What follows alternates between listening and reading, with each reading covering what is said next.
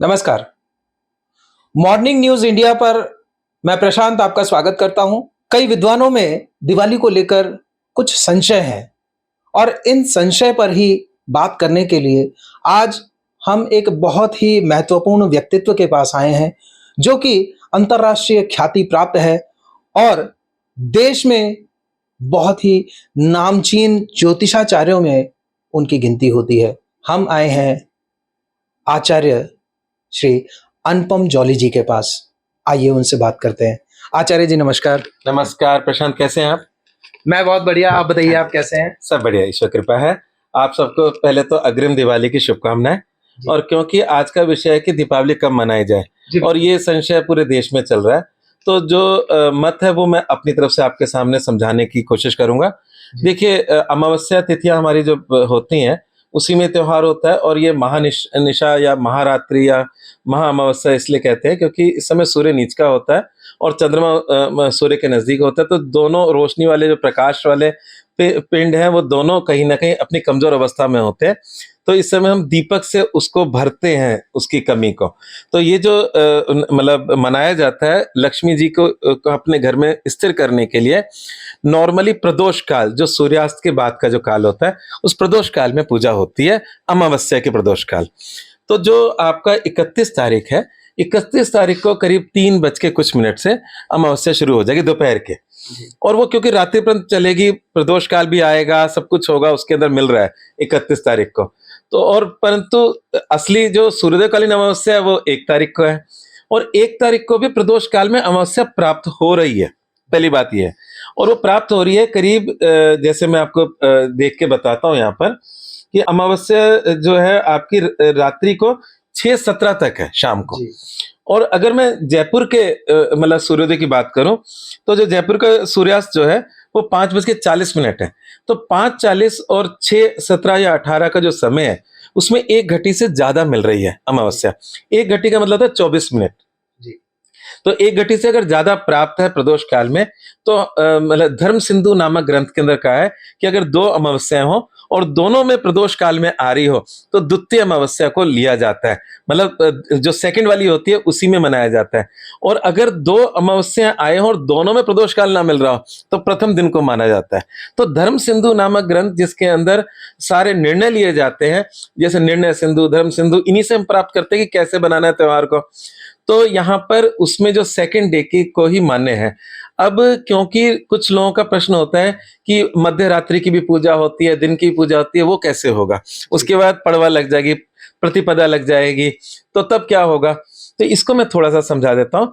देखिए, जो मुख्य पूजा होती है गृहस्थों की, वो आपके प्रदोष काल की होती है। स्थिर लग्न, वृषभ लग्न होता है, कुंभ लग्न, कुंभ नवमांश के अंदर स्थिर लग्न में इसलिए पूजा करते हैं कि हमारी लक्ष्मी जी हमारे घर में स्थिर हो जाए, और यही चिरकाल से परंपरा चलती आ रही है। और वो जो रात्रि, मध्य रात्रि की पूजा होती है वो सिंह लग्न में होती है, वो तांत्रिकों की पूजा होती है क्योंकि महारात्रि होती है।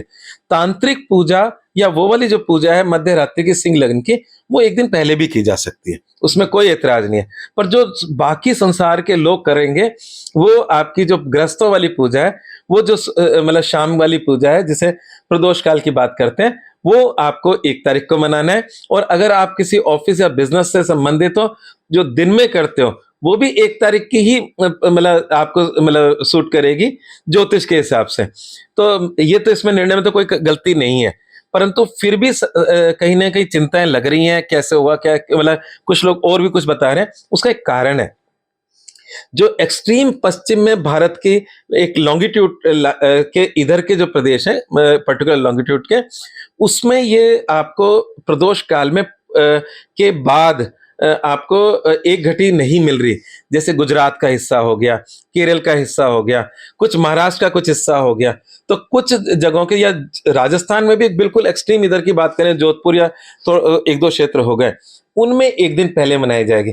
तो अगर मैं पूरा निर्णय ढंग से समझाऊं तो 80% से ज्यादा इंडिया में आपको 1 तारीख को मनानी है, और बहुत थोड़े से प्रदेश हैं या थोड़े से शहर हैं जिनमें एक दिन पहले मनेगी। ये है मुख्य बात। तो मुख्य नियम यह है कि प्रदोष काल सूर्यास्त के बाद 1 घटी तक अमावस्या मिलनी चाहिए, जो 1 तारीख को मिल रही है। मोर देन 80% भारत के अंदर। वो जो 20% है वो लोग एक दिन पहले मनाएंगे, और वो फिक्स है। मतलब अगर आप किसी अच्छे पंचांग में देखेंगे तो वो शहरों का जिक्र मिल जाएगा कि किन शहरों में कुछ दिन पहले बनाना है और कुछ शहरों में अगले दिन बनाना है। तो जो अगले दिन बनाना है उसकी संख्या बहुत ज्यादा है, क्योंकि भारत का 80% से ज्यादा एरिया उसमें कवर हो रहा है।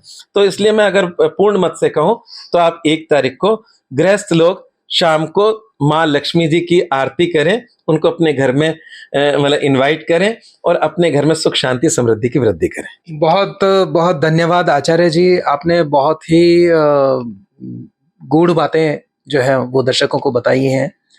और दिवाली पर और क्या विशेष ध्यान रखने की आवश्यकता आप समझते हैं? बिल्कुल। देखिए, मैं दिवाली से पहले, क्योंकि मुहूर्त की बात चल रही थी, पहले उसको थोड़ा सा और क्लियर करता हूँ और फिर दिवाली पर आ जाता हूँ।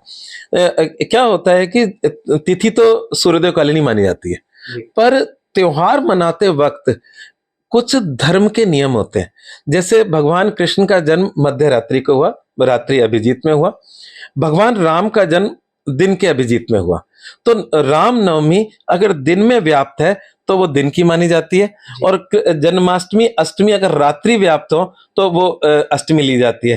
तो हर त्योहार का नियम बदल जाता है उसकी परिस्थिति के अनुसार। तो मैंने दिवाली का तो पूरा वर्णन किया आपको, ये मैंने सिर्फ एग्जाम्पल के लिए आपको समझाया कि कैसे हर त्योहार का नियम बदल जाता है। तो नियम उसके मतलब परिस्थिति के अनुकूल होता है कि वो किस चीज के लिए मनाई जा रही है, उसका महत्व क्या है। अब बात करते हैं दिवाली पूजन में विशेष क्या होना चाहिए।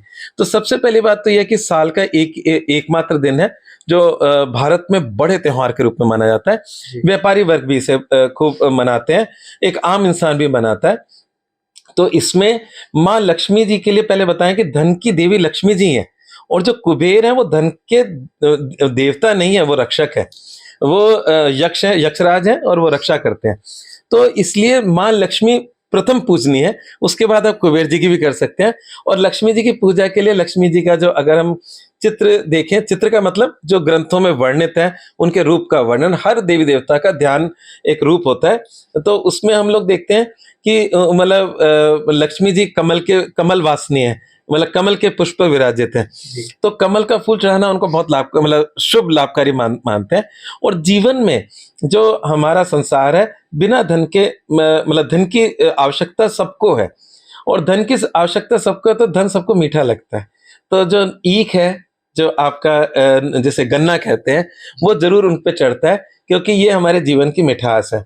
और अगर आप उनके चित्र में देखो, वो तो नहीं कर सकते, पर एक समझाने के लिए कह रहा हूँ, जो इस पृथ्वी का सबसे मतलब जिसे हम सबसे स्ट्रॉन्ग जीव कहते हैं वो है हाथी, वो उनको सलामी दे रहा होता है, अगर आपने देखा होगा। तो कमल का पुष्प चढ़ाएं, गन्ना उनके इर्द गिर्द रखें, और कोई भी पूजा दीपक और जल के बिना पूरी नहीं होती। हमारे 5 तत्व होते हैं, अग्नि जल वायु पृथ्वी आकाश। पृथ्वी वायु और आकाश सदैव हमारे साथ रहते हैं, हम पृथ्वी पर ही हैं, इस समय हम बैठे हैं। वायु के बिना हम जीवन नहीं ले सकते, सांस हमारे साथ चल रही है। आकाश तत्व ये इनफाइनाइट जो हमारे ऊपर है वो आकाश है। परंतु अग्नि को दीपक के रूप में स्थापित करते हैं, और जल को वरुण देवता के रूप में हम स्थापित करते हैं। और नैवेद्य मतलब पत्रम पुष्पम धूपम, ये सब चीजें जरूरी है। नैवेद्य का मतलब कुछ मिठाई, फल, आपका ये अपना धूप बत्ती, ये सब जरूर करें। और माँ लक्ष्मी जी के मंत्र करें। मंत्रों में श्री सूक्त के पाठ कर सकते हैं, बहुत पावरफुल है, धनदायक है। माँ लक्ष्मी जी के श्री यंत्र को हम माँ लक्ष्मी जी से जोड़ते हैं, उसका भी एक मंत्र है, ओम श्रीम ह्रीम श्रीम कमले कमलाय प्रसिद्ध प्रसिद्ध श्रीम ह्रीम श्रीम ओम महालक्ष्मी नमः। उसका जाप कर सकते हैं श्री यंत्र के आगे।